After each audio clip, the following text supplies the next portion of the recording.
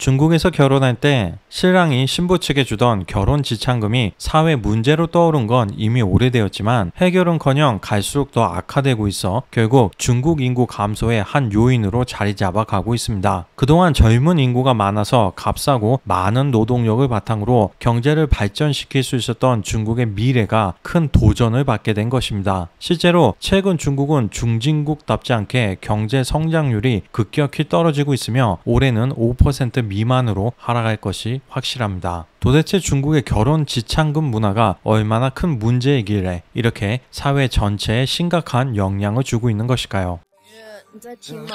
我们之间还有什么好说的吗？是你不觉得我们今天这样，你该给我个解释吗？解释？你觉得我需要给你什么解释？你觉得是我造成的吗？我们在一起这么久了，你连18万8你都不愿意给我是吗？我们家的房子是我们家自己买的，你们家1分钱都没有出，还写了你的名字。最后你妈竟然还问我要18万8的彩礼。人家我都可以跟我妈妈说，你现在就不能因为彩礼钱放弃我们这么多年的感情吧？你是不是就是不愿意出这钱？你就是因为钱。 这个钱，你是不是就是因为钱要跟我分手？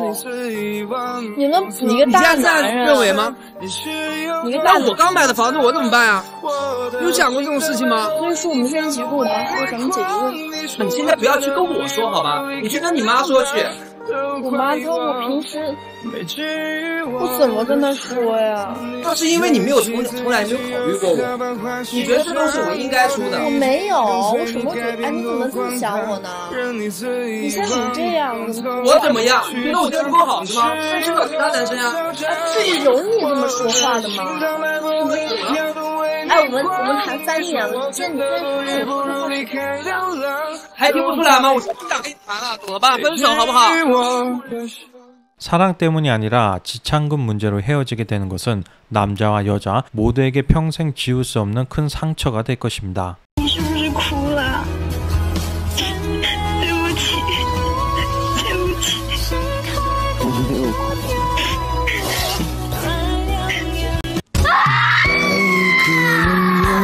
多苦，只有自己最清楚。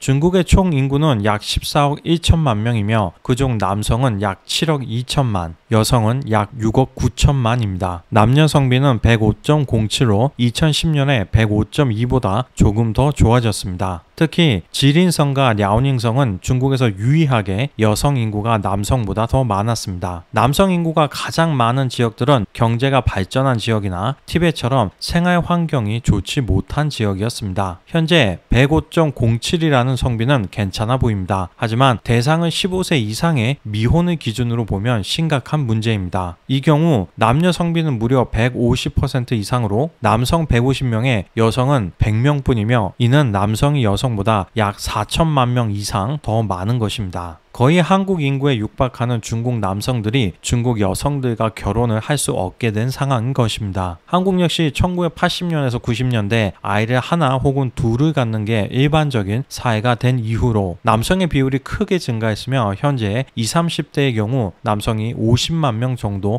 더 많은 상황입니다. 따라서 앞으로 결혼 비용 준비에 대한 부담이 더 커지고 비혼 그리고 국제 결혼을 선택하는 한국 남성이 증가하게 될 것으로 보입니다. 희망적인 건 현재 9세 이하의 경우 성비가 105% 정도로 매우 정상적인 수치라는 것입니다. 이러한 현실을 감안하면 이제 약 20년 후 한국의 결혼 시장은 현재 여성 우위에서 점차 공평하게 변화될 것으로 보입니다. 그동안 양성평등이 꾸준히 진행되면서 여성의 권리가 향상되어 남아 선호 사상이 약화되었고 더불어 폭발적으로 오른 부동산 가격으로 인해 남성의 경제적 부담이 증가했기 때문으로 보여집니다. 오늘은 중국의 남녀 성비가 유독 불균형한 이유 그리고 갈수록 높아지는 결혼 지참금에 대해서 생각해 보겠습니다.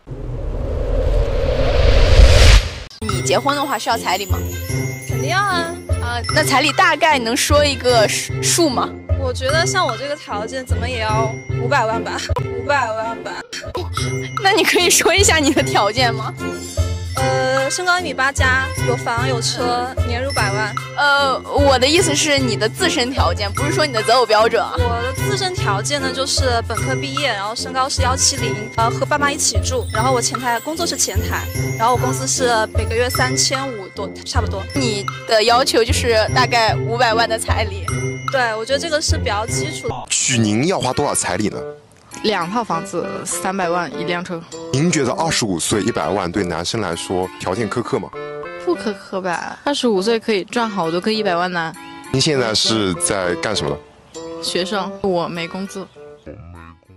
다소 황당하게 생각되는 요구이지만 많은 중국 여성들이 결혼 시 집과 차 그리고 지참금을 요구하고 있습니다. 공산주의는 표면적으로 만민평등을 주장합니다. 따라서 남녀평등 역시 높은 수준일 것이라 생각하지만 유엔 개발 계획이 발표한 2021년 전세계 성불평등 지수를 보면 한국은 15위, 중국은 48위입니다. 중국의 최고 권력자인 주석과 총리는 남자들만이 할 수 있으며 중앙정치국 상무위원 7인 중에도 여성은 없습니다. 반드시 여성 대통령, 총리가 있어야 여성의 거리가 높은 것은 아니겠지만 그만큼 여성들에게 고위직이 열려 있다는 것은 그 사회의 양성평등의 정도를 가늠해 볼 수 있는 중요한 척도라고 볼 수 있겠습니다. 중국은 2016년 산하 제한 정책의 폐지 전까지 수십 년 동안 많은 인구가 경제 발전에 큰 장애물이라는 인식하에 농촌인 경우 혹은 부모가 모두 외동인 경우 등 소수의 예외를 제외하고 한 가정당 한 명의 아이밖에 가질 수 없도록 했습니다. 그런데 대부분의 중국 가정이 남자아이를 선택했습니다. 그만큼 중국 사회에는